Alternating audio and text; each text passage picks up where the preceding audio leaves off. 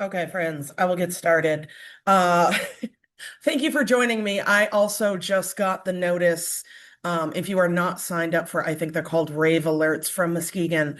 I recommend getting signed up for it because I just got the text that in-person classes are canceled for tonight. So the only bummer about an online class is there's no snow days. So we are still here. One last class. Thank you for joining me. I'm sure because of the weather, people getting home for class are probably running a little behind, but that's okay. So I'm going to mention this now, and then I'm going to mention it at the end of class in case anybody is late so that I can make sure I catch everybody. Next week, the way it's going to work, you'll have your final exam. It will technically be due by next Friday. Yes, I think Friday. So what I'm going to do is it's going to be set up exactly like the first two exams. So I will have it available. I will actually, now that I'm realizing it, I promised that it would be available early. So y'all get a little extra time. I will technically have it available to you this Wednesday. However, you do not have to take it this Wednesday because we are not in final exam week yet. If you have travel commitments and things going on, you can do it early, but you don't have to. You will technically have until next Friday evening at midnight to get it complete. But just like the first two, it has to be done in one sitting. You can't pause it and come back to it. So I would recommend just kind of scheduling a time for you to set aside at least an hour and a half. You might not even need all that time to get it done. It will cover the remaining weeks from exam two, which I believe was week 10 or 11, up until the end of today. So otherwise, yeah, it'll be set up exactly the same. The study guide is already available under week 16. And if you have any questions or anything, feel free to reach out. Okay, so today what we're going to cover is art, media, and sports. For those of you that are big sports fans, I apologize. It's really not that much about sports. The chapter itself doesn't really focus on sports much.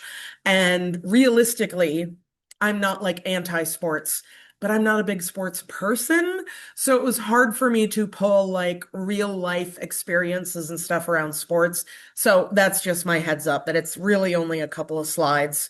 And then what we'll cover is a case study looking a little bit at the Maori people of New Zealand and some of the art they make. So we're going to start with Upper Paleolithic art.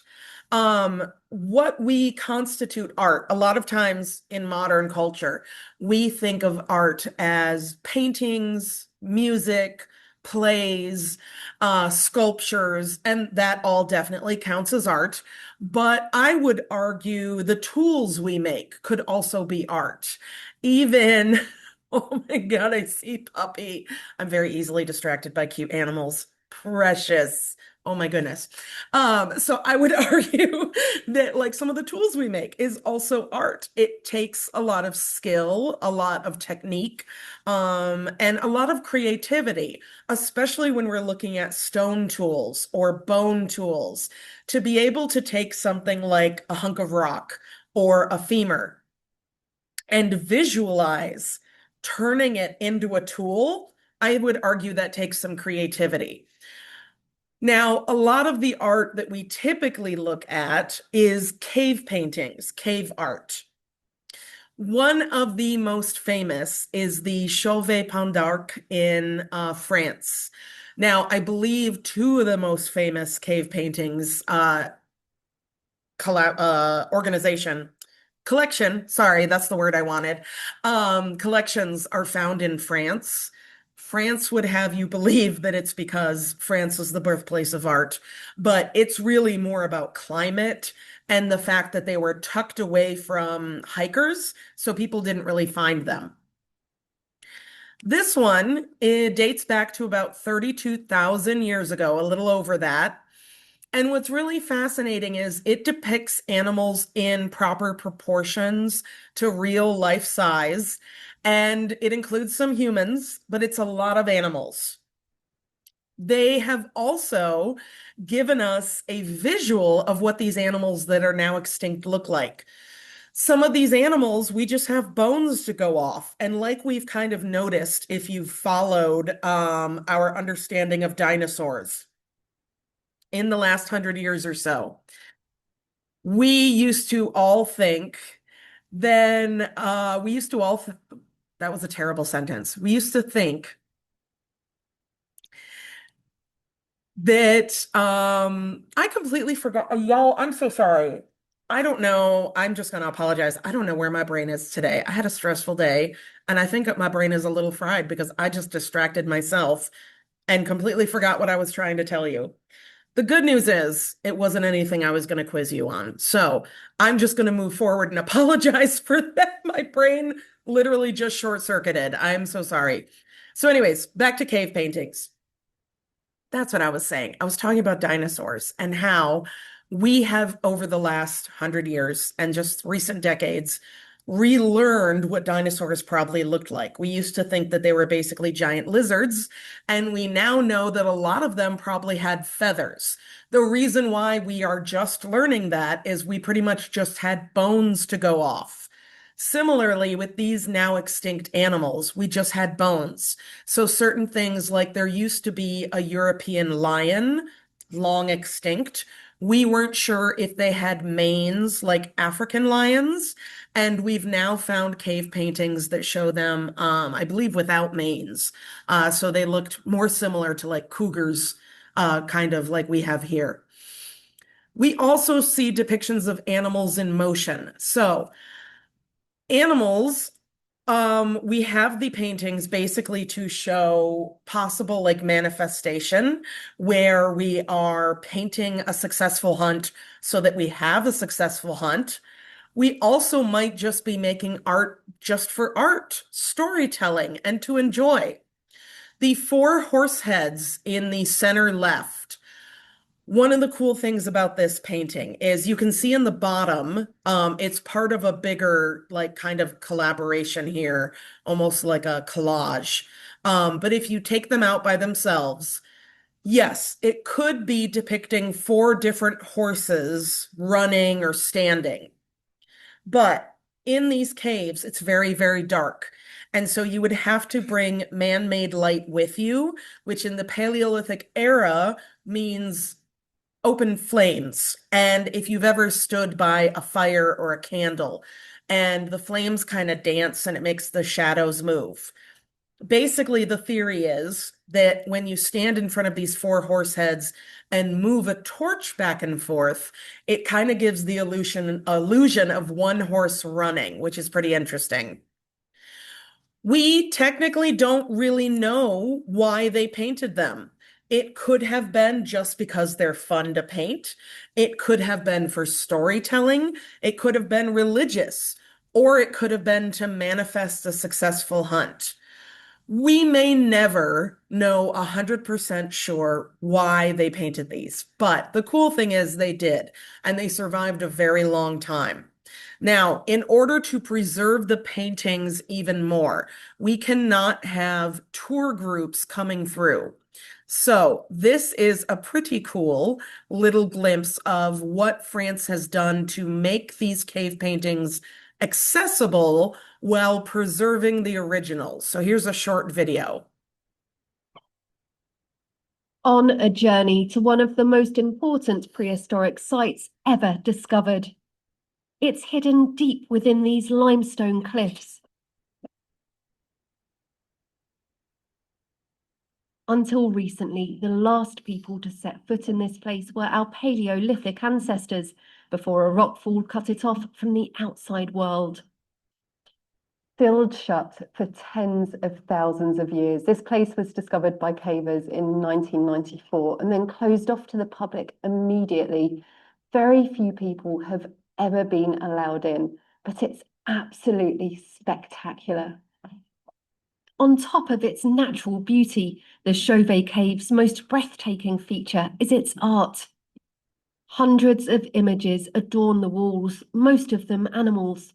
They're surprisingly sophisticated, but these were painted 35,000 years ago by early humans. It's some of the oldest art ever found, but opening it up to the public could destroy it. We risk contamination. The climate would be disturbed so much that we could have alteration of the paintings. We don't want to take this risk. Now the French authorities have found a way to both preserve and promote the Chauvet Cave. They've built another one. This stadium-sized replica cost 55 million euros. It reproduces some of the cave's most important features to scale. It's hugely impressive, this collaboration between scientists, architects, and engineers. But the walls here aren't made from rock, they're made from concrete and resin. 3D scans were used to create a digital map of the cave. Then sculptors and artists brought the natural features to life. Photos of the ancient art were projected onto canvases of fake rock. They took months to create. It's important for the public to see the art in the environment. You have the darkness, you have also the fresh air and so on, humidity. And these elements are also an important part of the feeling of the emotion that you can have in front of the original.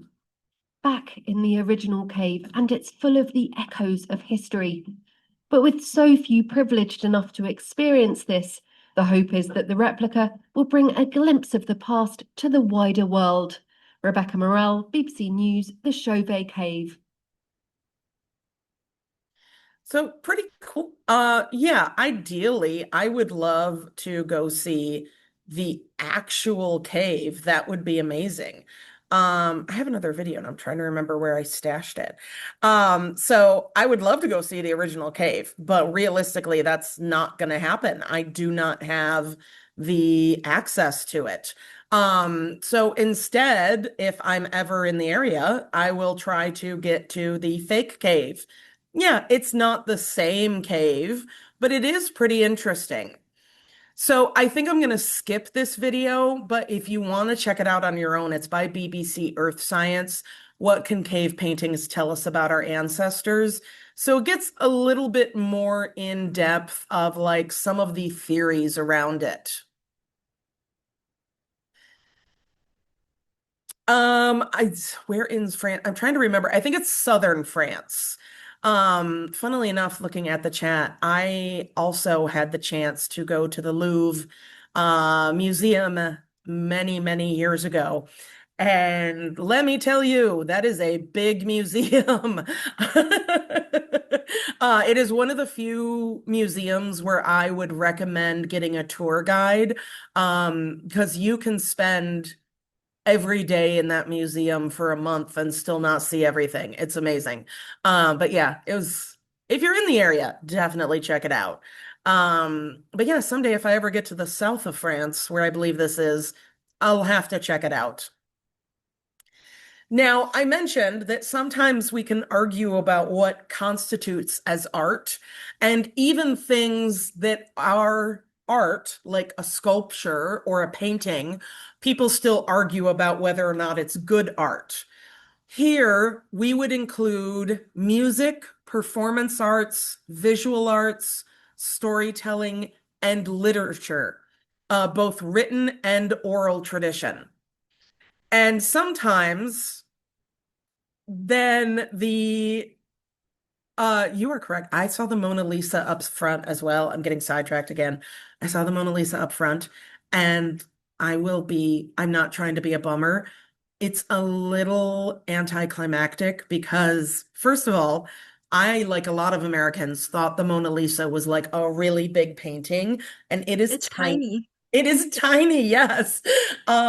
Because it's been stolen so many times. It's behind bulletproof glass. You cannot get close, and there's usually a huge crowd. So this is probably going to hurt the art historians out there. But I'll be honest, I was also a lot younger. I basically went into the room and said, "Oh, wow, that's the Mona Lisa." Okay, I've seen it. Because it was so crowded in there, I didn't want to wait I around. was 15. You were 50? Yeah, That you was probably were also like, yeah, great. okay, yeah, let's go. Yep, you're like, I've seen it. We're done. Yeah, it's cool to have said that I've been in the same room as it, but yeah, it was not as exciting as I had built up in my head. But I did see a lot of cool stuff. You have probably heard the word aesthetics. We see it a lot as like a hashtag, or using of different, like the clean girl aesthetic.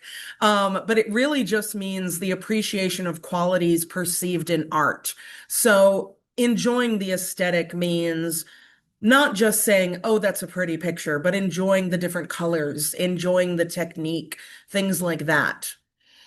Expressive culture, it gets a little confusing because when we talked about medicine and birth, we talked about stoic cultures and expressive cultures. Expressive meaning a little more dramatic, a little louder. Here, we use it as a term to describe manifestations of human creativity, such as dance, music, painting, cloth, stories, drama, and comedy. Many cultures outside of our own view art as integral to life rather than a separate special activity. For a lot of Americans, we have, in my opinion, it's a bad habit. We have a habit of thinking of art as not necessary. We think of it as, if I have time, or if I have leisure time or leisure money. And a lot of small scale societies view their art as necessary to life, of I must create art as much as I must breathe and eat. And I'm not saying you all have to go that dramatic, but I think as a society, we could try to appreciate our art a little bit more and see it as a little more integral. Now, a very common theme in art around the world is religion. Artwork is something that stimulates and sustains contemplation, according to anthropologist Jacques Mackay. A great example is Guernica. Guernica was mentioned in the reading, so I found a photo of it on the next slide. Kotak says the experience of art involves feelings, such as being moved, as well as appreciation of form, such as balance or harmony. Sometimes we can really enjoy bad art, meaning the technique may not be something that you'd see in the Louvre, but did you enjoy it? Great. And I think I think a great example of that is movies and TV. We talk about having guilty pleasure TV shows or movies, and we talk about it like, oh, I know it's crappy, but I enjoy it, and then I feel bad about enjoying it. I think we should be allowed to enjoy our crappy movies and TV. It's okay. Sometimes you just have fun. Not everything has to be educational. Not everything has to be Oscar worthy. Um, I would argue, yeah, some Oscar-winning movies are amazing and are really good to watch. And then there's been some others that have won that just don't appeal to me. I can look at and say it was probably well made, the acting was probably great. It just doesn't appeal to me. And that's okay. Sometimes art doesn't speak to us. This is Guernica. What it doesn't do it justice because it's a flat photo. Seeing it in person, allegedly, I have not seen it, is apparently a much different experience. For one, it is almost the same size as a full-size wall. So you would be standing in front of it and it would be much, much bigger than you. And sometimes the sheer size of art can make us feel intimidated. So I think that is something that a lot of people experience with this piece because it's so intense and big, larger than life, literally. Now, looking at art and religion, Western art frequently has religious inspiration. I thought Kotak kind of brought up a good point. He mentioned the Sistine Chapel, and I've never seen it in person, but if you casually stop somebody on the street and say, "What do you know about the Sistine Chapel?" They'll probably talk to you about, I'm now blanking, but I believe it was Michelangelo who painted the ceiling. And the ceiling is beautiful. I've seen photos of it, and it is some gorgeous artwork. Rarely will people bring up the actual building, but I would argue that architecture is an art form. Even now, I sound like a curmudgeon, like an old lady, but I gripe, I complain all the time when new buildings go up downtown, and they are the most boring buildings I've ever seen in my life. And I find myself saying, where's the architecture? Where's the design? Where's the whimsy? Where's the uniqueness? This is a photo of the Sistine Chapel, which you can see is a beautiful piece of art in its own right. But what you're probably more familiar with is what's on the next slide. Now, we have a tendency to have specific places for art. Art is found in museums or schools. Um, Small scale societies, art is just part of your everyday life. So you don't have an art museum or an art exhibit casing area. You just have art within life. This is the famous painting of God creating man or Adam, and their fingers almost touching. Most of you have probably seen this at some point. Some art historians argue that the shape of the cape behind God is meant to represent a human brain. I am not an art historian, so I'm not going to tell you whether that's correct or not. It's an interesting theory. You get to come up with that on your own.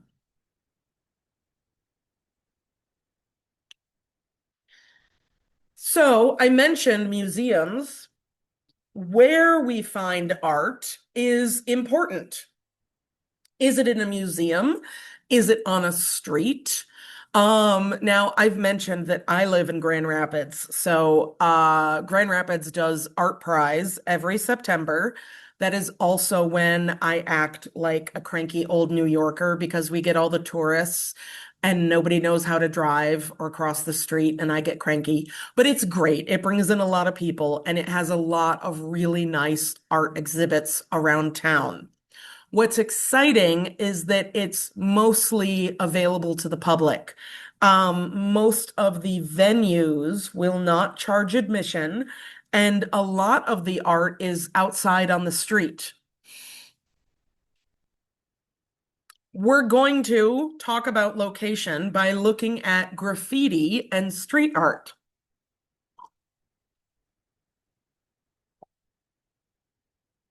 This is kind of a stupid joke, but my little joke is, what's the difference between graffiti and a mural?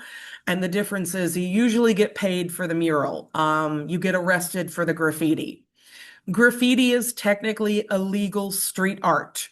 Oftentimes, it either includes the name of the artist or is only the name of the artist. When it's only the name, it's usually called tagging. And so a lot of times it's a competition to get to public areas that are hard to get to.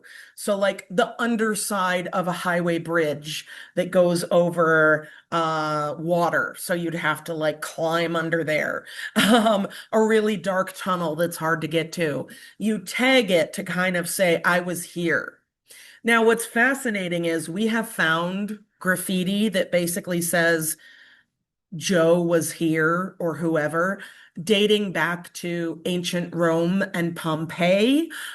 We have found it in medieval Europe.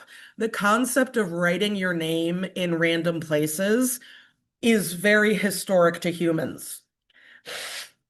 Typically, people don't like graffiti because they associate it with poor neighborhoods, crime, and dirty streets. Now, I do understand not wanting profane or vulgar graffiti with like bad words or vulgar images. I understand not wanting that, especially if you have little kids. But not all graffiti is vulgar. Some of it, I would argue, can be very, very pretty. These, so these are ones I forgot. A lot of this presentation is just photos. These are some examples I found online. The one, so the reason why they make me kind of chuckle is the one on the left says, and excuse my language, fuck police. But clearly somebody was offended. What makes me chuckle is they're blotting out police rather than the curse word.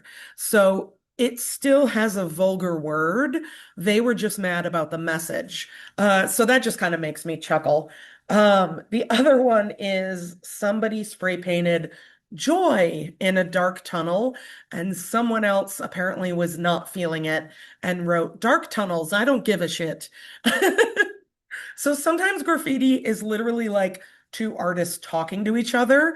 Sometimes it's a battle between the government covering it up, and you say that, no, it's art, and you go back and forth. We are seeing an uptick in street art, especially around the Grand Rapids area. That being said, I am going to go out on a field trip of my own when the weather is nice. Because I will be in the Muskegon area, I'm going to go around because I know there's murals there too. And I'm going to try to find some photos so that I don't only have Grand Rapids ones, because I'm sorry, that's a little biased. But I pass them all the time, so I think of them. This one is on the side of a restaurant. It makes me chuckle because it's not a restaurant I've been to often. If somebody told me to meet them at Graydon's Crossing, I would probably have to Google to double check that's the one I'm thinking of. But if someone said, meet me at the Creston restaurant that has the lion mural, I'd be like, oh yeah, I know exactly which one you're talking about. We're seeing a shift in supporting street art.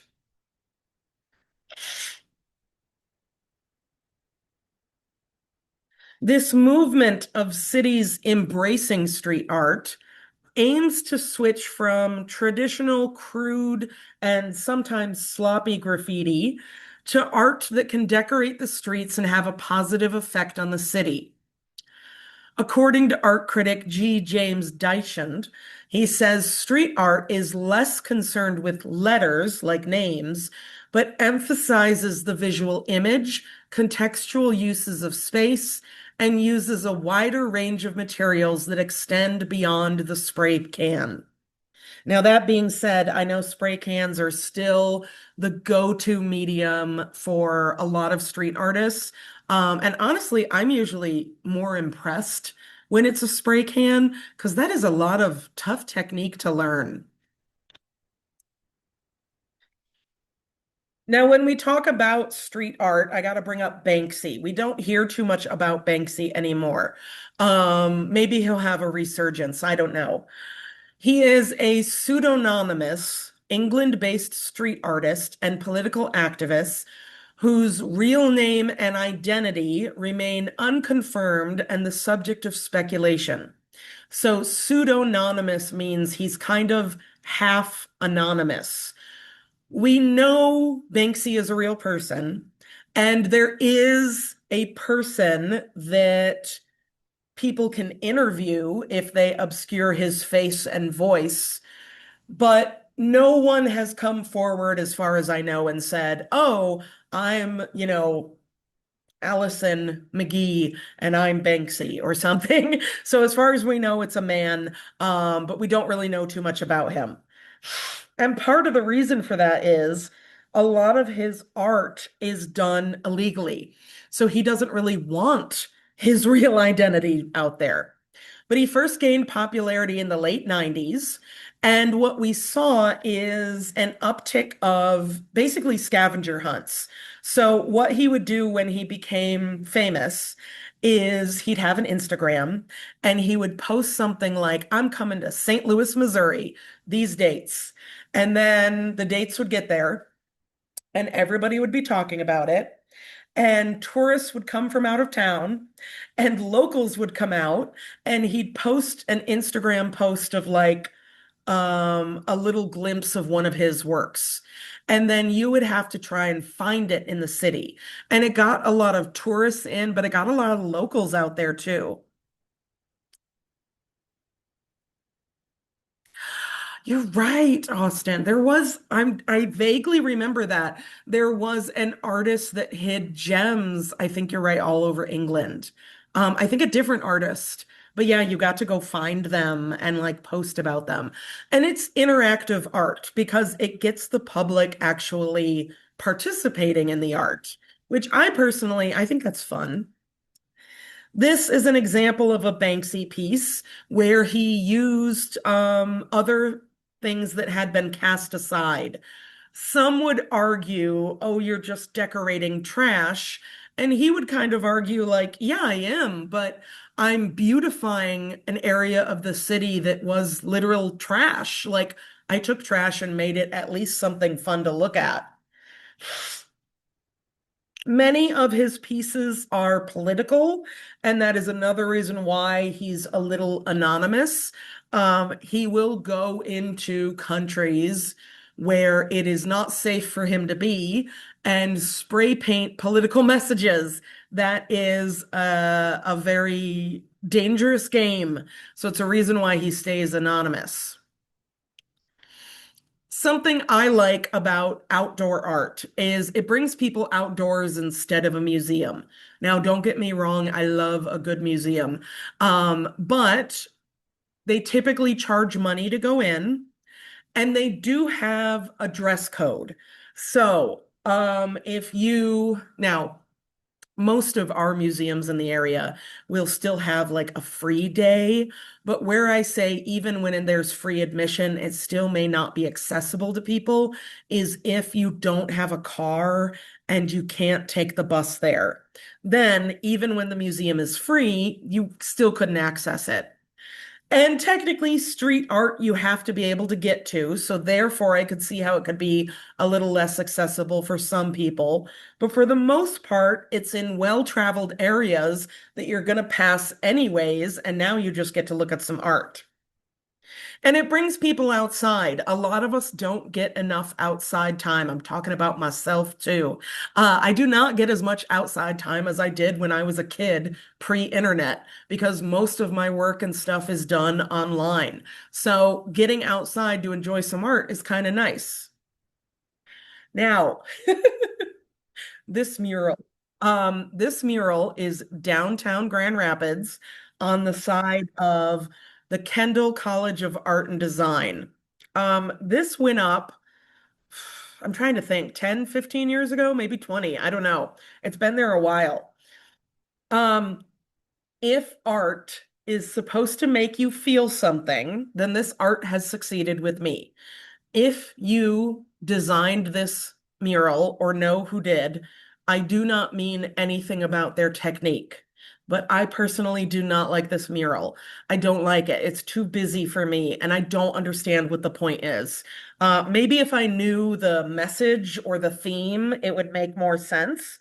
But to me, it's very crowded and I don't like it. The floating heads are weird to me. Now, again, In no way am I saying whoever made this is a bad artist. No, I'm just saying it's not my cup of tea. I don't like it.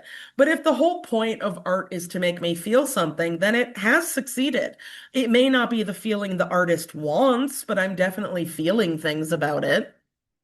This one is just adorable. Sometimes art doesn't have to be heavy or have some big theme or be political. I lived in Pullman, Washington for just under 2 years, and I did not have a car. Relevant to the story. If you've ever lived without a car and had to rely on public transit, you learn that you have to walk a lot and you look for shortcuts. Because I didn't have a car, I took a shortcut one day behind a bunch of buildings, and this was on the back. And I snapped a picture because I thought he was a very dapper looking gentleman, and it just made me smile, which sometimes that's all art has to do. The downside of public art and outdoor art is sometimes it's temporary. This was a mural downtown Grand Rapids, and I thought it was very pretty. I didn't think it was like the most amazing thing I'd ever seen in my life, but I enjoyed it. And one day, I was downtown with my friend and I said, "Oh, we're right by that mural I like. I'll show it to you." And we came around the corner and it was gone. It was just a blank white wall. And I stood there for a second, like, am I crazy? Did I hallucinate? I did not. I found it online. It did exist. But it's now replaced with a different mural. And I like that one too. And I probably wouldn't have seen that new mural if this one didn't go away. So bittersweet, but sometimes it's temporary. And sometimes it doesn't make any sense. This is my own photo from 2009. I put the date there because odds are it's probably not still there. It was on the side of a gas station in Poway, California. I lived there for a few years, and every time I parked at that gas station, I looked at this little mural and went, huh. And I always said I should go in and ask, like, what does that mean? Who did, is it just cute? Never asked. I have no idea if it has a quote meaning, but it did make me smile every time I saw it. By promoting and protecting street art, while at the same time cracking down on crude graffiti, it can be used as a way to augment society's happiness. There is psychological research done that says we do better when we have bright colors and art around us. That is why. So I don't know your living situation, but if you've ever lived in an apartment, most of them will not let you paint the walls. Or they'll tell you you can paint the walls, but you're never going to get your security deposit back and you have to paint them back before you leave. So a lot of us just say, that's too much hassle, I'm not doing it.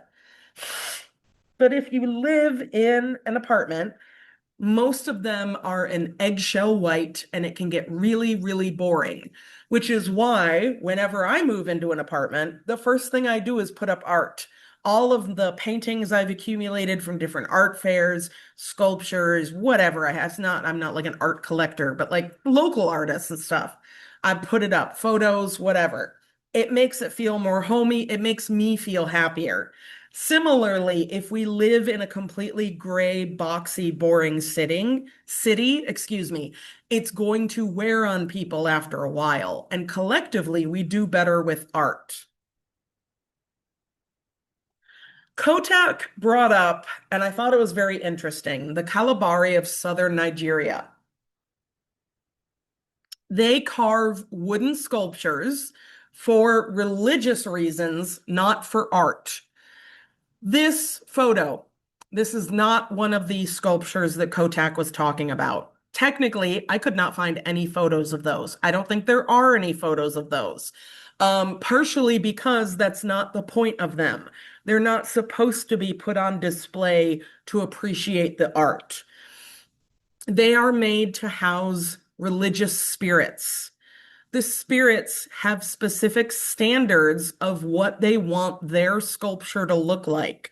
And it is usually revered and secretive, hence no photos. The spirit will attack you if you deviate from their standards. So you have specific rules you have to abide by, but these sculptures are considered to be repulsive rather than beautiful. Even if you don't like art, a lot of Western art is made to be aesthetically pleasing. It may not be your aesthetic, but it's supposed to appeal to some people. And a lot of artists do that because that's how they pay their bills. They want you to want it enough to pay for it. So they make digestible, nice art. This art is not for enjoyment. It is to house a religious spirit only. But that's really confusing to a lot of Westerners because we think art is supposed to be beautiful and perfect and wonderful. And they're saying, nah, that's not what we're doing. We're not here to make, quote, art. We're here to make a house. And it has very specific requirements.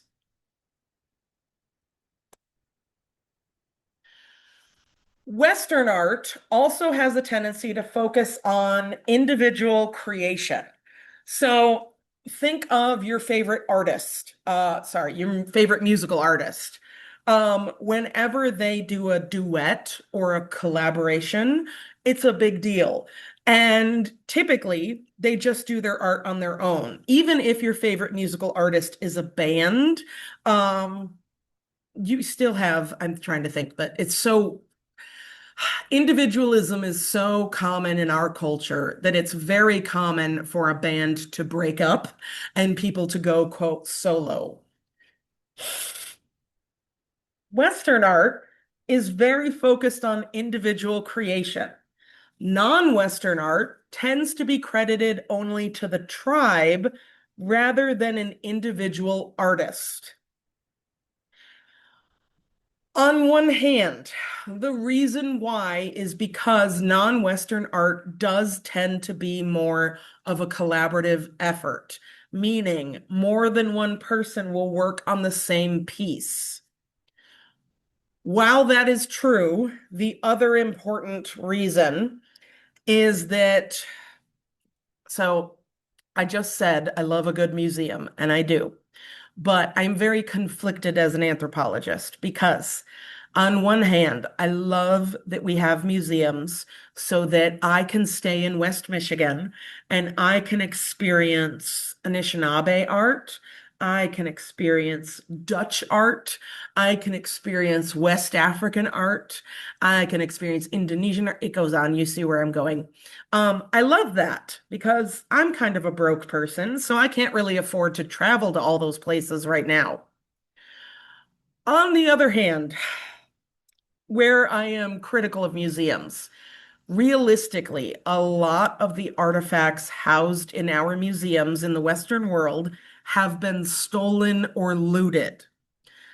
Where I get frustrated is walking into an art museum and you'll go to the West African exhibit and you'll see all of these paintings and sculptures and masks and baskets. And it'll say either just the tribe or it'll say artist unknown. And what frustrates me is I bet you would know the artist if you stopped to talk to them instead of stealing things in the night. So that frustrates me because I feel like there probably are some individual artists that we have lost to time because of that. But we do also need to know that there usually is more of a collaborative effort. So it's kind of 50-50.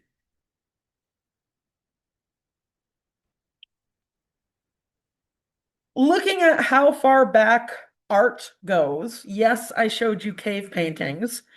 But we also have the Blombos Cave, and we have found artifacts in this cave dating to about 100,000 years ago.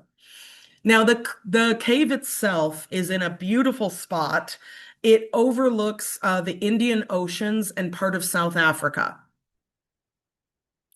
Or excuse me, the Indian Ocean in South Africa. That was a terrible sentence, Stephanie. I can read. What we know is the artifacts we have found were put there by anatomically modern humans, so Homo sapiens like us. We have found bone tools used for carving, red ochre used for body paint, and things like this stone. The marks on the stone, we don't know, and we're probably never going to know exactly why they were made. What we can rule out is they were not sharpening a knife. Those marks look different. We have many, many artifacts of that. So we know they weren't just sharpening a knife. And this wasn't used as something else, no other tool, which means somebody 100,000 years ago sat in this cave and made these marks on this rock. Maybe they were just doodling. Maybe they were just bored. Maybe it has some sort of religious significance lost to time that we may never know.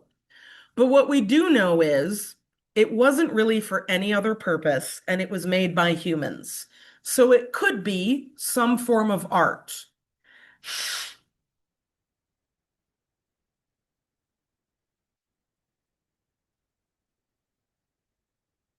A fun term is ethnomusicology. It is the comparative study of the musics of the world and of music as an aspect of culture and society. It unites musical study and anthropology. What's fascinating is music in some variety and form exists in every culture. And while we may not have recordings of the music, we know that humans have been making music at least as far back as 43,000 years ago, most likely very, very much longer ago. But we say 43,000 years because that's where this bone flute dates to. It is a piece of an animal bone carved.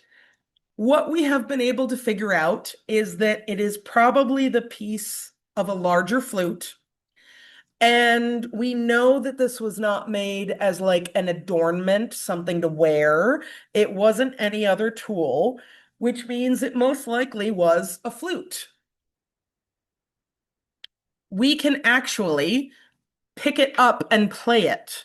Now, this recording is using a recreation of the flute, and I'm not going to play the entire 2-minute video, but I just want to give you a little glimpse of what it sounds like.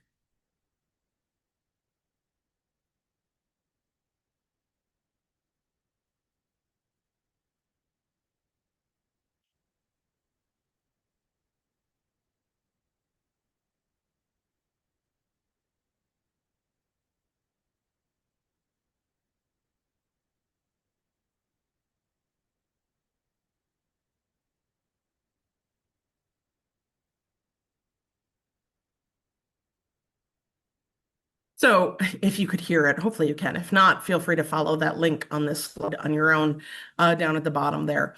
But it's not going to be the type of flute where you'd think, oh, I want a 3-hour recording of this to listen to while studying. Probably not, but it was a first form of music, and it may have also been used to like imitate birds for hunting.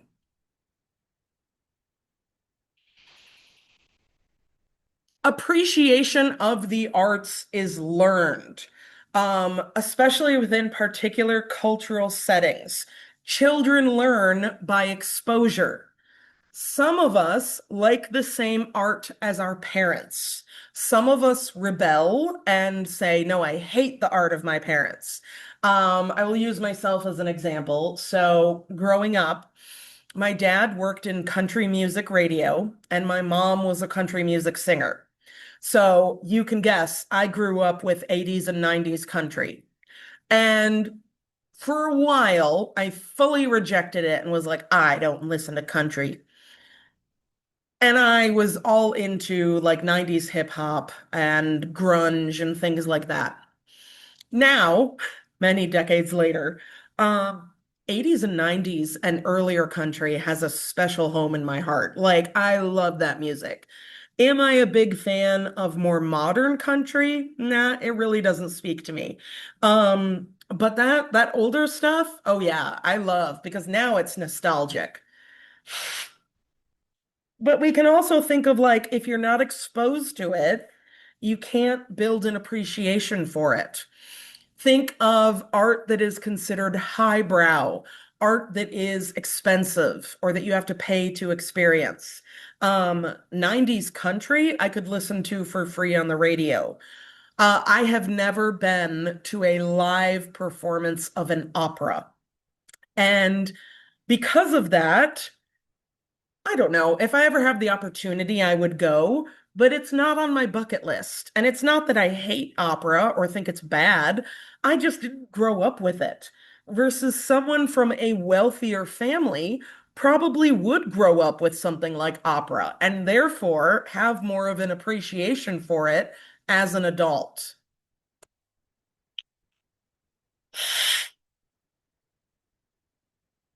Media connects us throughout the globe and allows us to share culture quickly and widely. Think of, I had it on the other slide, but I didn't mention it. Think of TikTok, or if you prefer, Instagram Reels. An audio, either a song or an audio bite from a movie or somebody saying something funny will go viral and be spread all over the globe. And then people are now sharing this who didn't grow up with the media. I'm trying to think, okay, so maybe not like growing up with media, but locally accessible media. I don't know if any of you have ever lived in New York City. I have not. I've been to New York once. It was lovely. Very expensive, but lovely. And I've never voted in New York City because I don't live there. However, tell me why I was very invested in their mayoral race. I knew the three main candidates. I had seen clips from their debates. I had seen memes about them. I'm not voting in the New York City mayoral race, but yet somehow I knew all of their jokes. And that is because of media. We were making memes, we were sharing clips, and it trickled throughout the rest of the globe where everyone was suddenly paying attention. Even when temporary, media can connect us. Think of an audio that's gone viral on TikTok and it has its place for like a month. And then it just disappears. It just vanishes. And we like never talk about it again until somebody like 3 years later will be like, remember this? And we'll all go, oh, yeah. My other example is how many different versions of Pride and Prejudice have there been? I honestly don't have an answer for you, but a lot. My personal favorite is the one on the screen, the Keira Knightley one. Very well done. And this random scene is something my sister and I quote. Whenever there's an awkward family moment, one of us will be like, what excellent boiled potatoes. And everyone that's not seen the movie is like, what are you two talking about? For most of human history, up until a few decades ago, the main way to link groups socially were through marriage and trade. However, now we can link through social media.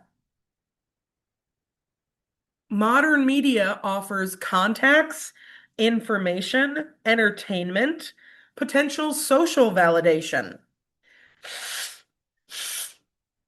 Now, I say social validation. And yes, we need to be cautious with that one because if you are so focused on social validation that you're foregoing anything else fulfilling in your life, like relationships, and you're so focused that you're spending yourself into the poorhouse, things like that. Yeah, we need to make sure we're doing social validation healthily. But where it can be helpful is think of if you are part of a social group that is a minority where you live. So it could be an ethnic group, it could be a religious group, it could be a fashion group. Think of this hypothetical. Let's say you live in rural, the UP, Michigan. So you're not even within driving distance of a really big city. Most of the people in your area are going to kind of dress the same. You're going to have a lot of farmers, you're going to have a lot of hunters, and they're going to be dressed more for comfort. Let's say are you live in Escanaba in the UP. This is not a complaint or like trying to be mean about the people in Escanaba, but let's say that's where you live, but you are absolutely, I don't want to say obsessed, but really, really, really interested in high fashion. You could save your money and buy some designer piece. Let's say we're not even talking like off the runway, but just from a department store, but you buy a Prada bag. If you take your Prada bag to the local grocery store in Escanaba, people might notice and say, wow, that's a really nice bag, but they probably aren't going to fully appreciate it. Versus if you post a picture of yourself with the bag and post it on Instagram and use specific hashtags, you're going to find other people that say, oh my God, I loved that bag when I saw it on the runway. Oh, it looks great on you. Oh, you should pair it with this. It looks great. They're going to know, and you get that social validation. Yeah, we need to be careful with social validation, but it can also help us feel connected and understood. 77% of people in 34 countries reported occasional internet use. The top five market countries are China, India, the United States, Indonesia, and Brazil. And these are, in no surprise, some of the heaviest populated areas in the world. The bigger the cities, the more populated they are, and the more likely you are to be reliant on internet because things move faster. Looking at Americans' internet use, 90% of American adults routinely go online, and many of us use smartphones. I have a laptop, I'm using it right now, but if I was not an instructor and I worked, I don't know, in a factory or at Meyer or something, I probably wouldn't even need a laptop. I can do just about everything else on my phone. I watch TV on a smart TV. It's a cheap one, but it's a smart TV. Um, I do all my social media on my phone. I do all my shopping on my phone. Like, our phones are quickly becoming the main thing. 10% of Americans do not use the internet. Some people just don't like it. I put the Amish and my mother now. Funnily enough, my mother really likes the Amish, so I'm not surprised that she doesn't use the internet. Sometimes I'm a little envious of her. Sometimes I think of things going on the internet that are stressing me out, and I look at my mom and I think, oh, you have no idea. And I'm a little envious. Not enough to stop using the internet because I still use it and love it. But, there's a small bit of our population that just doesn't vibe with the internet. And some of them, I should argue, some of them may vibe with the internet and want it, but because of accessibility and finances, do not have access to it. Kotak brings up social media and trust.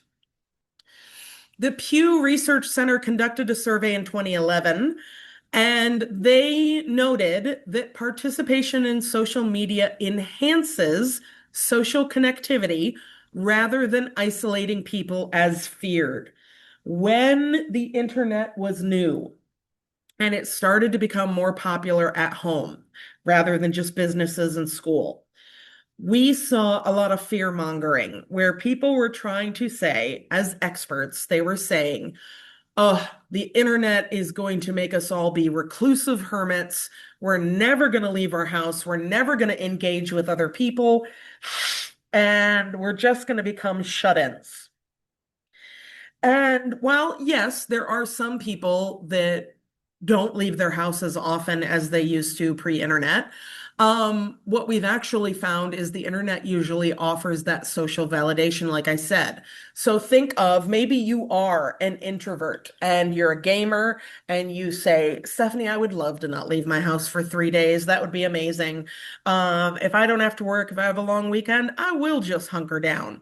But I would argue that gaming, you are probably, depending on the game, participating with other people.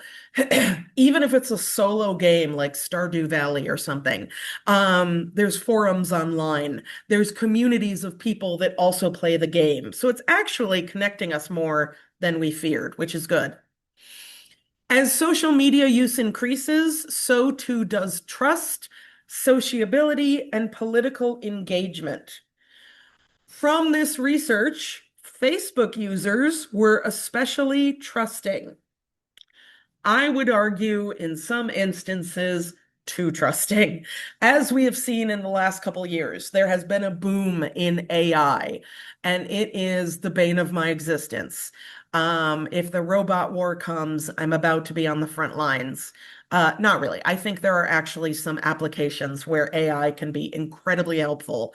Unfortunately, though, what we're doing with it is making weird, bad art. And bad art, quote, bad art made by a human, infinitely better than bad art made by a computer. Infinitely, I would argue bad art made by a human is preferable over good art made by a computer. So where it's getting a little too trusting is images like on the slide, where your grandma will post this and say, oh, this little boy in Africa made this bicycle. And you look at it for 2 seconds and you say, Grandma, that's not a real boy. That's not a real bicycle. Um, it's frustrating. Sometimes we're a little too trusting. Now, I mentioned that I don't go heavily into sports, but I do want to mention it because there is overlap between art and sports. Sports figures are performers, not unlike within art and media.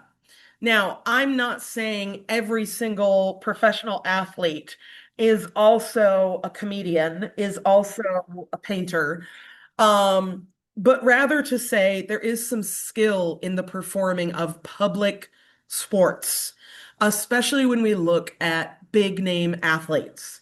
More and more, they are doing branding deals. They are doing stints on Saturday Night Live. They are doing small acting roles, commercial gigs, things like that. I have Alona Mar up here, the rugby player. I love her. While I am not a sports person, I just like her as a person. Um, she cracks me up. She is very funny. She is very talented, incredibly athletic. And that transfers. She did Dancing with the Stars and did really well. She's got a lot of skills. But one of the reasons why she has so many brand deals, she has so many Instagram followers, she did so well on Dancing with the Stars is yeah, she's an incredibly talented athlete. She's also a really good performer. She knows how to play to the camera. She knows how to get people laughing. She may not be drop down hilarious, the funniest person on the planet, but she can crack a joke, and that makes her more personable. There are also conduct rules. You have to follow the rules in sports. If you are not conducting yourself off the field in a way that aligns with the image of your team or your brands, you will lose that funding. And sports and media reflect our culture and our influence. We're going to briefly look at American football. And I differentiate by saying American football because if you're unaware, what we call soccer, the entire rest of the world calls football. And then we call this other sport football, even though you mostly don't touch this one with your feet. It's a weird American thing. So, American football, not to be confusing. Nearly half the population watches the Super Bowl every year. And while, yes, I would argue that the majority, let's say the majority are watching for the sports. There's also a big chunk of us, myself included, that are excited to come to the game to talk to people and watch the halftime show. I don't know what's happening with the sports. But I'm exposed to sports in that way. Some people argue that Americans love football because we love violence, because football is a contact sport. There is tackling, pushing, running into each other, a lot of things like that. And it can be very violent. However, Ahrens, the anthropologist quoted in Kotak, had a publication from 1981. I know it's a little old. It's older than me. That's how I know it's old. But it's still relevant. And Ahrens argues that on one hand, there are plenty of cultures we could argue are violent that have not adopted American football.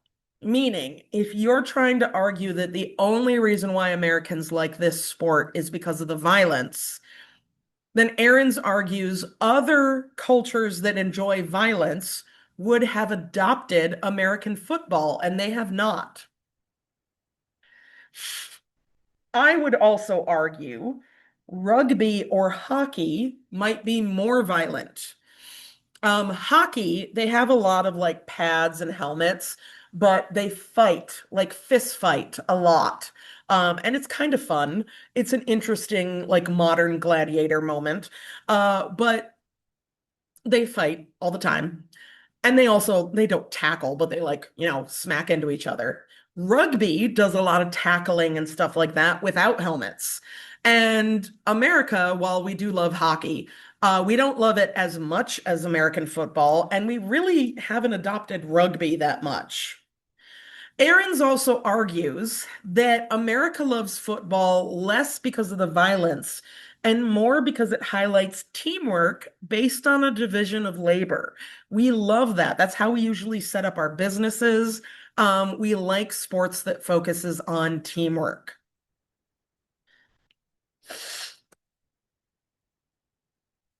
When you look at a sport that's internationally successful, there are a lot of things that influence a sport's success. Cultural values, social forces, and media. Games, playoffs, championships, analyses.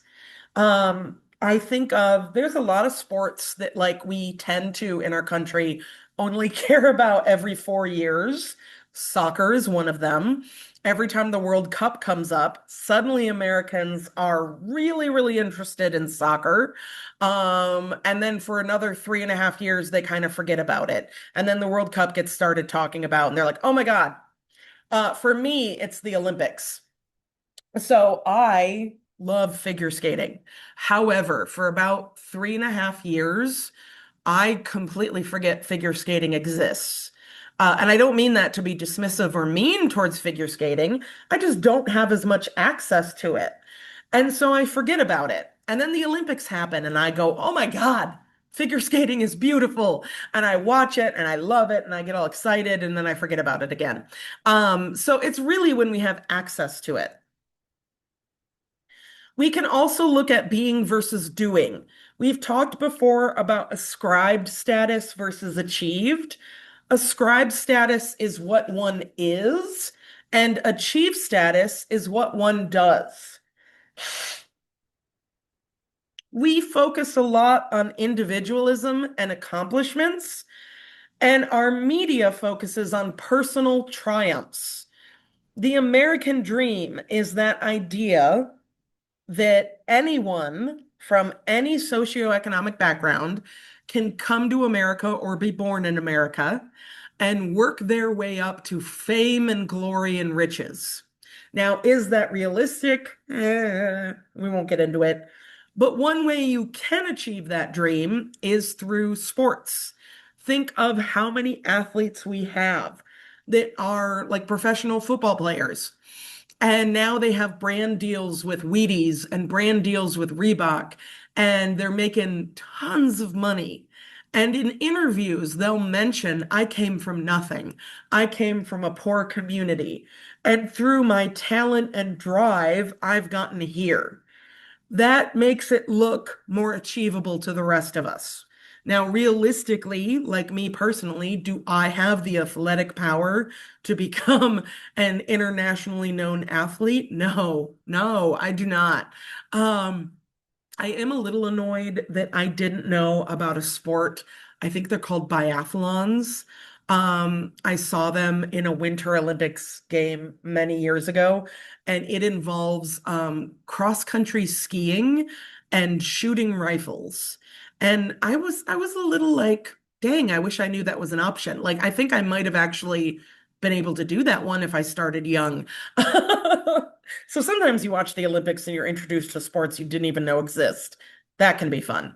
But we like this idea of someone being able to build themselves from the ground up. So that is the end of that PowerPoint. Now, okay, just stop, Stephanie. Let me go over here. Now we're going to talk about the Maori people of New Zealand.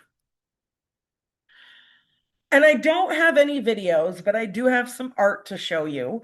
I'm basically going to do a quick introduction of who they are, a little bit of history of how they got to New Zealand, and what New Zealand was like when they first got there versus now. And then a little bit, well, I said a bit about their art. So I'm looking at the time. I'm trying to page 6:39. So we may actually get out a little early, which I'm sure nobody's going to be mad about, but we'll play it by ear. This is New Zealand. It is technically two islands. Yeah, I think the other two are connected. It is off the coast of Australia, very tropical, but they also have mountains and they do have some cold climate. Wakapapa is a fun word for me, but it basically, within the Maori language, just means genealogy. So it basically means like their history. When we look at the Maori settlement of, and let's please feel free to make fun of me if I mispronounce this terribly, but the word that starts with an A is Aotearoa. Aotearoa. So it is basically the Maori word for what we know as New Zealand. But I will oftentimes say New Zealand because that's what the majority of us are familiar with. The Maori people arrived in Aotearoa between 1250 and 1300 AD, and they arrived in multiple waves from Polynesia. When Europeans reported on their history, they said their claim was that the Maori people landed in New Zealand on accident, that they were trying to go somewhere else and got blown off course. And it was basically said, like, oh, isn't it lucky for them that they landed on this beautiful island? And then you actually talk to the Maori people and their oral traditions, and they say, no. If you think like Moana, they were voyagers. They were voyagers for many, many generations. And their oral tradition says, no, we knew exactly where those islands were. We knew where we were going, and we intentionally moved there. They do have similarity in language and some cultural practices to Samoa, Hawaii, and other parts of Polynesia. But they are the southernmost and coldest group of Polynesians. You think Australia, to me at least, Australia seems like hot. But they do have some colder months.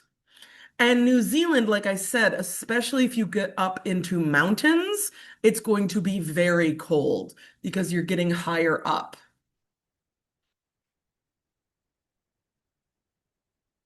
Looking at early Maori, And if you are like me, if you have seen the word Maori but never heard it before, I'm doing my best pronunciation. I'm sure it probably sounds more beautiful from an actual Maori person. Um, Confidently, one day, many, many years ago, I had only ever seen Maori. I'd never heard it. And I was talking to a woman who studied them extensively. And I confidently said, "Ah, yes, I'm excited to learn more about the Maori." And she kind of cringed and said, "It's Maori." And I was like, that sounds way better than what I said. So I'm doing my best pronunciation, but even I'm sure I'm still butchering it a little bit. When they first got to the islands, there were estimated to be about 32 species of birds that have now gone extinct after the arrival of the Maori. And one of the reasons you can see from the image on this slide, and then it's in the background, there used to be very, very big flightless birds. Um, Apparently they were, I don't know if I want to say easy to hunt, but somewhat easy because they didn't really have any natural predators before the Maori got there. And they fed a lot of people and they were delicious. So they went quick. There was also a Polynesian dog introduced called the kuri and the kui, which was a Polynesian rat. There are no native terrestrial mammals in New Zealand. And I believe, if I remember correctly from when we were talking about St. Patrick, I believe there are also no snakes. I think. The kuri was a small dog that is now extinct. I know for a lot of Americans, we were just looking at someone's cute dog. For a lot of us, shield your dog's ears. This is going to be heartbreaking because we know dogs as pets. These dogs were a food source. They were also used, they were livestock. They were raised for their coats, their fur, and their meat. So, yeah, I'm sure they probably bonded with them like you can bond with cows. Cows can also be very sweet and lovely. They're also delicious, in my opinion. I don't know. I've never eaten kori. I don't know if I would. They don't exist, so I'm never going to try. But maybe they were delicious. Like I said, I'm sure there were instances of people bonding with them. They are dogs, and dogs are usually quick to bond with humans, but they were livestock. So they do not exist. I tried to find, this is like the best drawing I could find of a kori. They basically, I found like some really bad taxidermy, but take it with a grain of salt. This is probably what they looked like. So what were the Maori wearing when they first got there? This is what they would have looked like. A little more lifelike than this, but mannequins. A lot of their clothing was made from native plants, birds, and animal skins. One of the fibers they use, the plant fiber, is called harakeke, which is a flax seed. And they would use cabbage trees and grasses to make fabrics.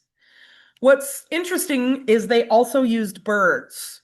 So they would take feathers and skin from birds, as well as skin from seals and kuri, the Polynesian dogs. So they would make these wonderful outfits. And you can see, like with the cape, they basically learned pretty quickly how to dress for a colder climate, but still warm. So think of, okay, I'm not trying to say it's the exact same climate, but think of like spring and fall in Michigan. We wear a lot of light layers because it might be cold in the morning and then hot in the afternoon and then cold again in the evening. So similar kind of concept, lots of layers. So you could either bundle up if you needed to or strip down to stay cool. Looking at their social structure, early on, they had hapu, or clans and descent groups. And they were the most important. So it was really focused on like your family rather than a tribe. And then after colonization, they started to form more tribes called iwi, and they became most important. So it was originally pre-colonization more about the family unit, maybe an extended family, but family. And then after colonization, it became more about tribes. They were warlike. That doesn't mean they were like quick to go to war, but that they were not ones to shy away from war. Way at the beginning of the semester, I showed you the haka, the wartime dance that was meant to intimidate the other team. They were very good at intimidation. There is actual evidence of possible cannibalism. Not, it's kind of hard because it's not like super concrete evidence that I know of. And it's not cannibalism in the sense that like they were eating people as their main diet, nothing like that. But a lot of times in Polynesian tribes, you will have like wartime cannibalism or sometimes ritual cannibalism where a small part of human flesh is consumed. So I don't want you to think they were out there eating people as like their main diet. That's definitely not what I mean. Where we see a change, in 1936, 83% of Maori lived in rural areas and 17% lived in urban areas. By 1945, it was 26% in urban. 1966, it was 62%. And by 1986, it was 80%. So we saw a massive change where most Maori pre-1936 were living in rural traditional villages. And by 1986, 80% had now switched and were moving in urban centers. Most urban migrants were young single Maori escaping landlessness, poverty, and a lack of opportunity, which unfortunately was all thanks to colonialization.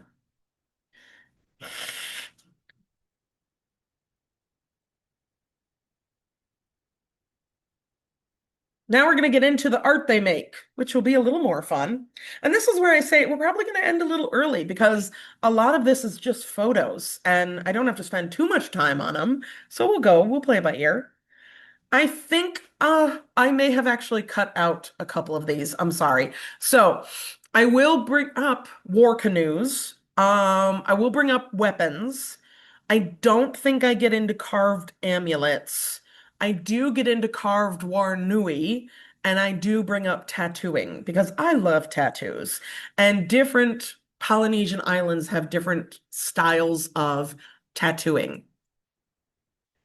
So waka is the general name for Maori boats, which range in size from small 40-foot boats to very, very large war canoes, like 100 feet or more. They are often intricately carved and can be very beautiful. Here's an example of a very big one from Cook's Voyages.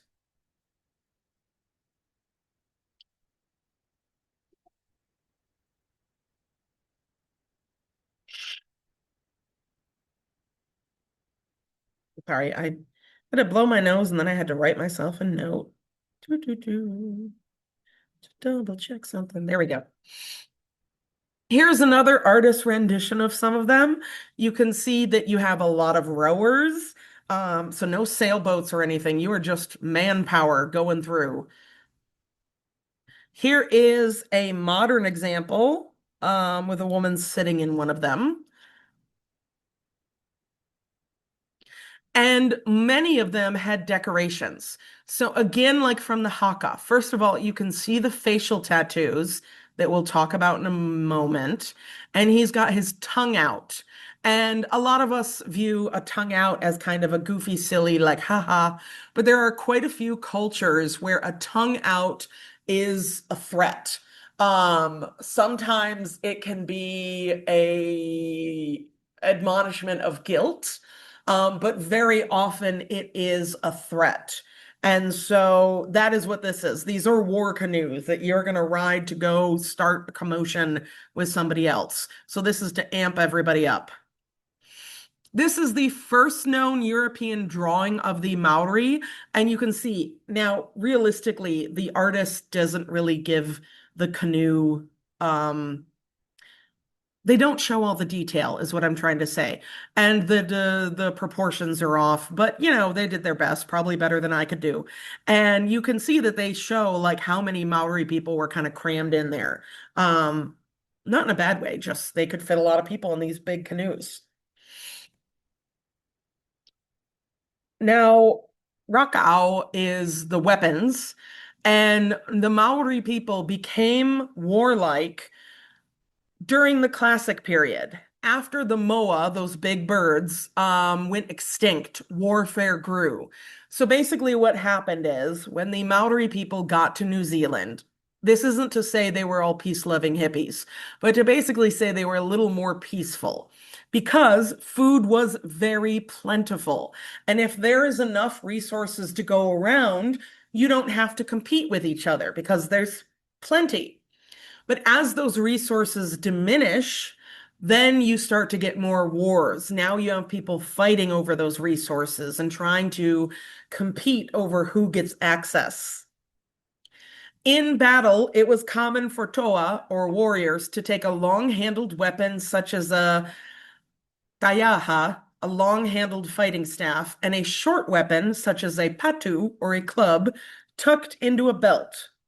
The Maori wore little into battle apart from a Mauro kilt or a tatua belt. In some cases, a tapahu, dogskin war cloak, or a cloak to shield spear thrusts was worn. They did not use bows and arrows, which means pretty much all of their fighting was hand-to-hand combat. Famous weapons were given names and handed down from generation to generation. We know in our own history that that used to be more common. Think of, while it's not 100% historically accurate, if you've ever watched or read Game of Thrones, there will be, you know, one character will say, "Oh, this is my longsword, and I have named him King Killer because he's killed a king." And then you pass it on to your kids and they name it, and it's stuff like that. So it's not just the Maori that do this. We see that a lot in warring cultures where certain weapons are handed down from one generation to the next. And I believe I have pictures of them. I do. There are the spears. And there are the clubs, the patu. And these were beautifully carved and very lethal. They were usually pretty short and very thick. So clubbing somebody over the head or taking out a kneecap, something like that, is going to do a lot of damage. Now, to bring up the Waranui, these were, well, I should say are, carved meeting places central to the compound of houses. The Waranui resembles a living person and is sometimes said to be a physical representation of a specific ancestor. I have a lot of photos of the Waranui, and then I do have another slide that kind of goes over the details. So I will show them. I think I'm going to show you one, go over the details, and then show you another one if I remember what order I put them in. There is one of them. These are the buildings. They are central meeting places. And basically, it's supposed to be like a person with their arms outstretched to kind of welcome you in. And you can see how, like, every little bit of this wood is carved or painted and beautiful. These are one of the many Polynesian cultures that gave us pretty much, if you've ever been to like a tiki luau party, any of the party city decorations of tiki men and things like that, this is what we're ripping off. So the physical structure of the Waranui, the teko teko, or carved figure on the rooftop in front of the house, represents the head. Now, with all of this, don't panic. On your final exam, I'm not going to make you like on a diagram point it out. I just want you to understand the different parts. The mahi, or front barge boards, are the arms held out in welcome to visitors. The amo, or short boards, are at the front of the Waranui and represent legs. Tahuhu, or the ridge pole, is a large beam running down the length of the roof, and it represents the spine. The heke, or rafters, are supposed to be the ribs. And so I do have some photos from inside one where you can see that the inside is even more ornately decorated than the outside. Here's an example of the outside. You've got the figure up on top, that's the head. Then you've got the arms outstretched. And on the inside and leading in, these are supposed to be the ribs. The legs are kind of cut off down here. But you can see here as well, tons of intricate carvings. Almost every inch is just beautiful. I believe, I might be wrong, but I believe the Field Museum in Chicago has one. It is kind of removed. You kind of have to stumble upon it. I got excited when I saw it because I didn't know it was there. And I just kind of went into this random room and was like, is that a Warapanui? Wait, is it? And you're allowed to go in, but you have to take your shoes off. And these are some of what the inside can look like. This is kind of a panoramic shot of the various different diagrams and details. You can see here are the ribs on the inside of the house, and tons of images of faces, ancestors, mythological beasts, things like that. Here is a historic example from probably the early 1900s. And here's another example of the inside of one that you can tour.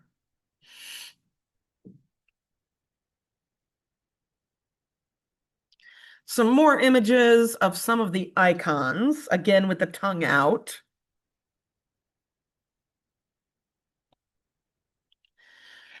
Reminder, because we talked about this way at the beginning of the semester, but the hongi, did I misspell that? I think I misspelled that. Stephanie, see, this is why I tell you to proofread your papers, because sometimes I don't proofread, and then I see this and I go, I think I misspelled that. But the hongi is the greeting where you press your noses together and two diplomats kind of share a breath. Because we know historically, the Maori people were very adept at war. They were very good fighters. This greeting holds a stronger, I guess, emphasis on their culture when you know that they did a lot of wars. Because this greeting, you have to trust each other. If you are two warring diplomats, you better trust each other to get that close, press your noses together, and close your eyes. If you don't trust them, you can't trust that they're not going to quick stab you while they're that close. So you better be trusting, and hopefully you're correct in your trust. So I want to focus now on moko, or the tattoos.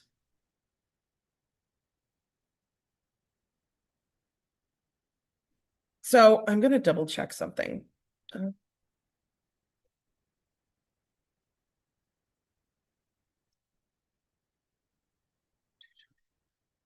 Yes, okay. Just verifying something. Every once in a while, I second guess myself. You can tell it's the end of the semester and I'm a little stressed and a little burnout, but that's okay. So, the moko. They have a very unique style of tattooing. So, the tattooing that most of us are familiar with is injecting the skin with an ink. And then the ink stays even after, many, many years. It might fade, but it stays. Moko is different from the tattoos of Samoan tattoos and the ones we're used to. Moko, you are literally carving out the skin. This leaves the skin grooved instead of smooth. Now, I don't have a lot of tattoos, but I have a couple. And I got one recently, and I was reminded that it's about 4.5 weeks healed. But if I run my finger over it with my eyes closed, I can actually feel where the tattoo starts because my skin, while healed, is still raised a little bit. Now, my older tattoo that's a few years healed, you can't do that. It'll heal. The other one will heal eventually, that I won't be able to do that.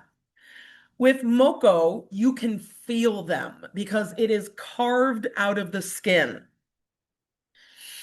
Moko are usually reserved for a high social status. Men will traditionally have their full face, thighs, and buttocks tattooed. Women will do lips and chin. Now, tattooing in some form is practiced in a lot of indigenous communities, and facial tattoos as well. We think of in the Western world, it's changing. It used to be any tattoo would make you basically unemployable. A face tattoo was like the kiss of death. In fact, tattoo artists in years past have like rejected people when they've come in to get a face tattoo. If they're not already heavily tatted, they will be like, no, this is a career killer. Like, what is your job? Oh, you work in corporate America? You can't have a face tattoo. Now it's kind of changing, and I think people are starting to kind of understand like having a face tattoo doesn't mean I'm a delinquent. And luckily, what I'm also seeing is a push from indigenous communities to be more accepting of traditional tattoos, especially face tattoos.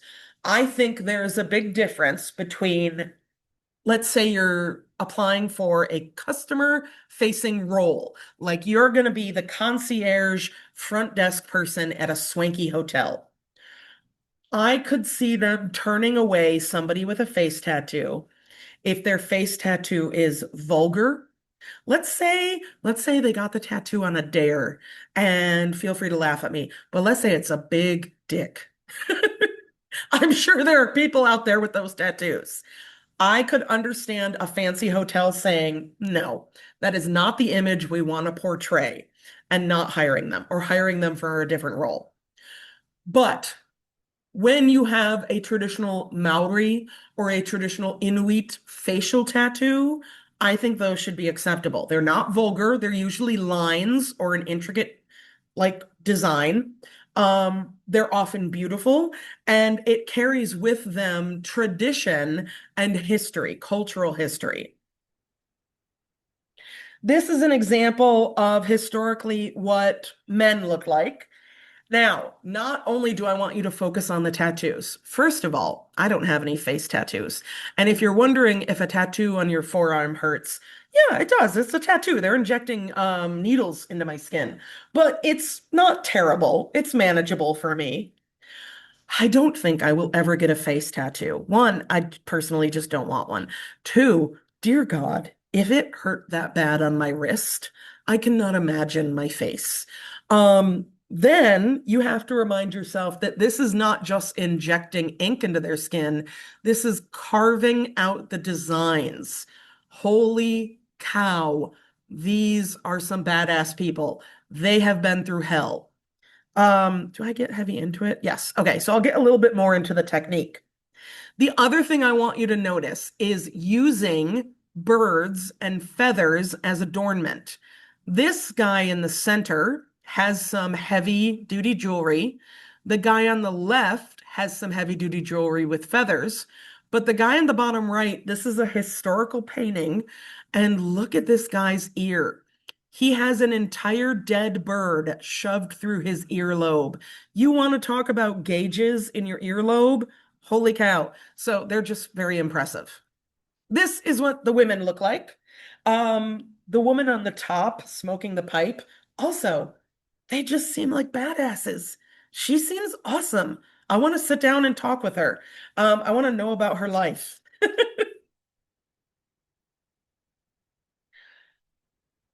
So the way they do this, and I won't get like super detailed. I'm not trying to make you like feel the pain or anything, but originally, Moko specialists used a range of chisels made from albatross bone and struck with a mallet. The pigments were made from a fungus for the body color and burnt timbers for the blacker face color. The soot from burnt quarry gum was also mixed with fat to make a pigment. The pigment was stored in ornate vessels, which were often buried when not in use. The oko, the vessels, were handed on to successive generations. So basically, what you had is family lineages of tattooers, where you would have, excuse me, grandpa, who's been a tattooer his entire life. And he taught your dad, who has now been a tattooer for his whole life. And he taught you. And eventually, the oko that your grandfather used, that was his grandfather's, will be passed to you. Men were predominantly the tamoko specialists, although King records a number of women during the early 20th century who also took up the practice. Where it's dangerous is you can get with a regular standard Western modern tattoo, you can get an infection. If you are thinking of getting a tattoo, please do research about your tattoo artist. Make sure that they are being safe and sanitary, and make sure you are taking care of your tattoo when you are done. They can get infected. It is bringing blood to the surface. You can get infections. So you want to be cautious even today. These historical tattooing practices, in some instances, are safer, and in others can be a little more dangerous. Think of if you get a tattoo on your leg and it gets infected, yeah, it's going to be hurting, but yeah, you might be manageable. You get a tattoo on your face and it gets infected, that's going to be a lot harder. So think of with like face tattoos, they're chiseling out the skin, they're putting a fungus in it, they're putting burnt embers in it. It can lead to infection. With infecting, it can lead to swelling. There have been historical accounts of men who got their entire faces tattooed, and their faces were so swollen that they basically had to have a funnel to get food and water because their mouths were like swollen shut. So it is incredibly painful, but you come away with it with this beautiful work of art that signifies your status and belonging. Today, the Maori they're still alive and well. However, because they are a marginalized group, they are facing oppression today. Many of them live in Maori communities and within urban cities. There are a lot of Maori people in politics in New Zealand. They only make up about 15% of the population, but they are very politically active. Generally, unfortunately, like a lot of our indigenous communities, they have struggled with poverty and homelessness. One way that they make some money is they'll produce and sell artwork to tourists. So the good news is if you get a chance to travel to New Zealand or Aotearoa and you want to buy some local indigenous art, you'll probably have a lot of opportunity for that. And I think if you're going to bring home a souvenir, I think a local handmade art piece, personally, is probably going to be more exciting than like a mass-produced sweatshirt. Now, ideally, you could buy both, but yeah, I like bringing home like local art from my travels more than just something like a keychain. That being said, I also do collect magnets, so I am still buying the mass-produced art.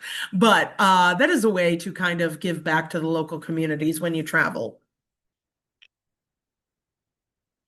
There is a large Maori community of Rotorua, known colloquially, hard word, as Roto Vegas. It is a big tourist draw, very similar to the fake luau's that Hawaii hotels will put on, where technically it's put on by actual Hawaiians. So similar to this, it's put on by actual Maori people, but it's not a traditional event, and it's done for the tourists. So some Maori people hate this. They say it's crap. This is not authentic. We're just pandering.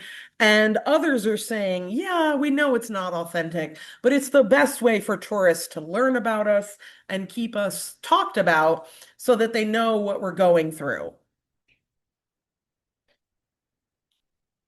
I'm out of hot cocoa, so we're done. I'm just kidding. That's not why we're done.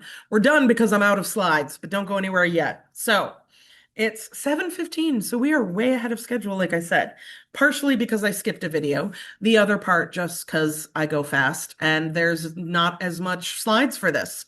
So, couple reminders.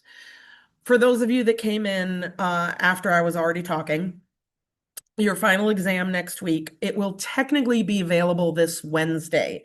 I will make it available Wednesday the 3rd, but you do not have to start it yet. Technically, next week is final exam week. So if you want to get a jump start, you can, but you don't have to. You will technically have until Friday, what's the date? The 12th at midnight to get it complete.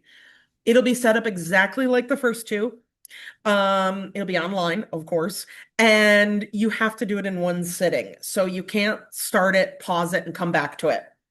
Set aside 90 minutes. You may not even need the whole 90 minutes, but set aside 90 minutes and pick a time to get it done. I think, caught up on grading, except for anything due this week, and obviously not the exam. Your study guide is under week 16. This was our final class. So thank you for coming every week and making it enjoyable and participating. I know online can be a little weird because I'm just talking to a computer screen and I don't see you as often, but I've appreciated your participation.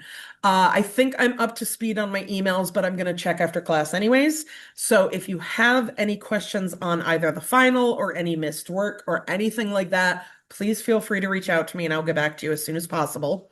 I think that's it. Yeah, I think that's it. So I will let you go. Stay safe out there with the winter weather funsies. And yeah, drive safely. Have a good evening. Have a good holiday and good luck on your finals. And I will talk to you later. Bye. Austin, please don't crash. Professor Seacard, this is Yeah. Sarah talking. Hi. I actually had the dumbest day today, and I literally just got home from driving in this The blizzard. fun. Yeah.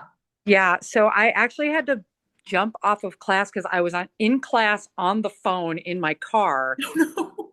and Zoom was draining my battery so quickly. Yeah. And it's like, okay, I'm not going to put myself in this pinch point right now. So that would be my luck, is that I would have no battery on a phone in a blizzard and get Yeah, don't do that. Yeah. So I just got home and I just jumped back on. So is there any way that I know you record these, is there any way that I can access them to sort of back it up? Yeah, absolutely. When we're done, I'll sign off and it has to process and then I have to upload it. And I can send you an email if that works.